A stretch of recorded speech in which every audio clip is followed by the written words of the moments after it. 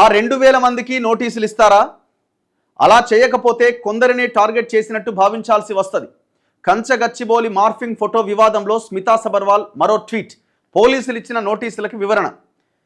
ఈ మీద అసలు ఏందో చాలామంది ఒక రకంగా చెప్పాలంటే స్మితా సబర్వాల్ ట్రాప్లో పడ్డది Congress party social media, Revanth Reddy and batch అంతా. రేవంత్ రెడ్డి చుట్టూ ఉన్న బ్యాచ్ ముఖ్యంగా. మరి ఆయన ఏం పర్స్యూ చేస్తున్నాడో ఆయనకి తెలిసిందా తెలియలేదా మరి ఏమో తెలియదు. ఆయన జపాన్లో ఉన్నాడు. కానీ రేవంత్ రెడ్డి చుట్టూ ఉన్న బ్యాచ్ కానీ కాంగ్రెస్ పార్టీ సోషల్ మీడియా, ఆ డిజిటల్ మీడియా డైరెక్టర్ ఆయన ఒరిస్సా ఆయన తెచ్చారు కదా, ఒరిస్సా ఆయన digital media director, Gandhi Bhavan social media Andhra ఆయన. వీళ్ళు ఈమె ట్రాప్లో పడిపోయారు. ఎందుకంటే వీళ్ళకి తెలంగాణ సో ఎక్కడిది? గతంలో ఈ స్మితా సబర్వాల్ ఏం చేసింది అన్నది ఒక్కసారి పుస్తకం ఓపెన్ చేస్తే మొత్తం విషయాలు బయటకు వస్తాయి. ఇక్కడ ఆమె హైదరాబాద్ సెంట్రల్ యూనివర్సిటీ భూముల మీద ఎనలేని ప్రేమ చూపిస్తున్నది, ప్రకృతి మీద పర్యావరణం మీద ఎనలేని ప్రేమ చూపిస్తున్నది. 10 ఏళ్లుగా కేసీఆర్ హయాంలో ఏనాడేమి మాట్లాడినామే కాదు.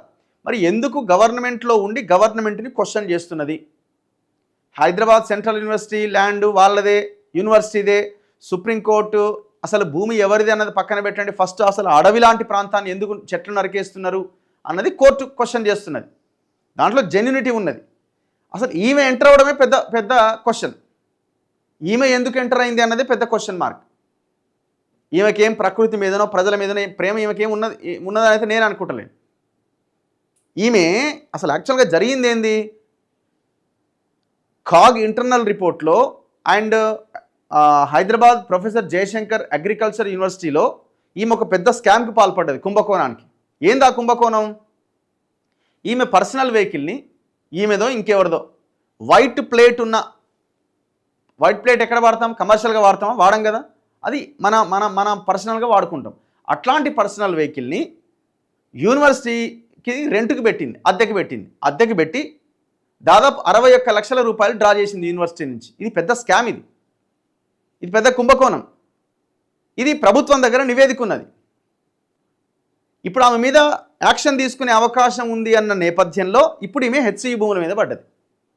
ఇప్పుడు హెచ్సియు లాంటి దేశవ్యాప్తంగా ఒక పెద్ద ఇది కదా, వరుసగా రీపోస్టులు, ట్వీట్లు చేయడం ద్వారా నేను ఆ కేసు నుంచి బయటపడవచ్చు. ఒకవేళ గవర్నమెంట్ కనుక ఏమైనా తప్పించే ప్రయత్నం చేసినా, లేకపోతే ఇంకేమైనా కేసు బుక్ చేసినా, ఇగో నేను ఈ హైదరాబాద్ సెంట్రల్ యూనివర్సిటీ భూముల మీద మాట్లాడుతుండడం వల్లనే నన్ను అరెస్ట్ చేసిరాను, లేకపోతే నా పదవిని ఒడబీకిరాను, నన్ను లూప్ లైన్లో పడేసిరాను చెప్పుకోవడానికి అవకాశం ఉంటుంది. సో ఇప్పుడు ఆమె చాలా తెలివిగా రేవంత్ టీంని తన ట్రాప్లో వేసుకున్నది. 61 లక్షల రూపాయలు ఈమె పర్సనల్ కార్ని అగ్రికల్చర్ యూనివర్సిటీలో పెట్టి పైసలు దొబ్బింది. ఇది కాదని చెప్పమని ఆమె ఎందుకు దాని మీద ట్వీట్ చేయదు? ఈమె మీద వచ్చిన ఆరోపణ మీద ఈమె ట్విట్టర్ ఖాతాలో ఎందుకు ఆమె తన అభిప్రాయాన్ని చెప్పదు?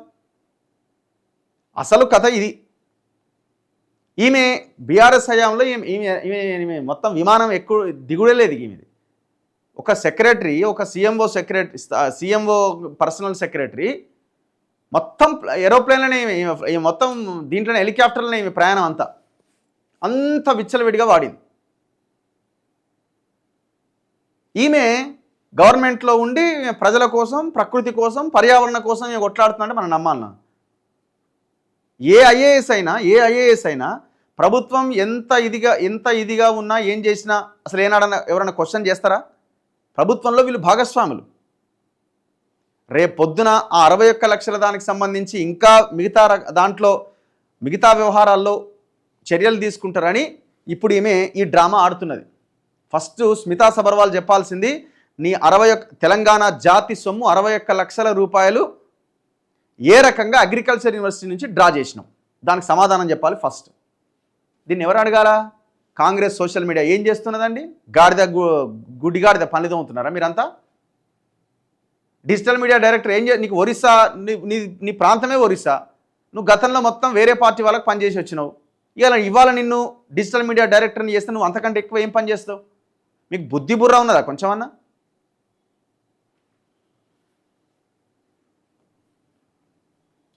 ఇవేమంటుందంటే, నన్ను విచారించారు కదా, నాకు నోటీస్ ఇచ్చారు కదా, మరి 2000 మంది రీపోస్ట్ చేసి వాళ్ళకు కూడా ఇస్తారని మళ్ళీ కౌంటర్ ఇస్తున్నది.